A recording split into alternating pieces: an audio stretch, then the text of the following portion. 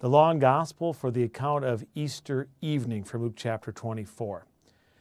So what's the bad news we find in there? Well, by nature, sinners are frightened to see God. Those disciples were huddled up and afraid of the Jews, the Jewish leaders, as they were sitting there. But also when they saw Jesus, it says they were startled. And that's, by nature, no, we can't stand before God. So we're scared.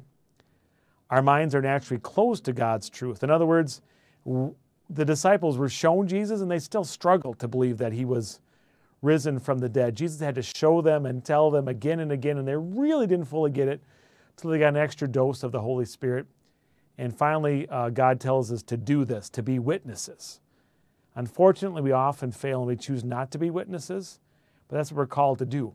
For all the times we don't do what our God says, that's why it's so good to hear the gospel of Easter evening. First of all, the risen Jesus gives his children peace. Christ is risen. He's risen indeed. Heaven is our future. Our bodies will be raised. And the first thing he says to his disciples is, peace be with you. And he says that to you and me as well. Peace in this scary, turbulent world, it's great to have. We also see that Jesus physically rose from the dead.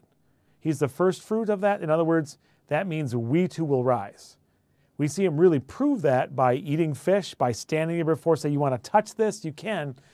He wasn't just a ghost or a dream or an imagination. He appeared to over 500 people at a different time. He's the real deal. Historic fact, recorded multiple witnesses. The good news is that Jesus opened our minds to his truth and empowers us to be witnesses. We don't deserve to be God's children, let alone his ambassadors and witnesses, but Jesus gives us the power to do it by his Holy Spirit. And he told his disciples to wait till they got it. He sends his Holy Spirit to us through baptism and through his word. We have it. We are his witnesses, and our mission is a success because of the power that God gives us. So, summarize the Law and Gospel. Sinners need and receive from the risen Jesus the peace, knowledge, and power to be sent as witnesses to the world with the Holy Spirit empowering them. That's the Law and Gospel of Easter evening.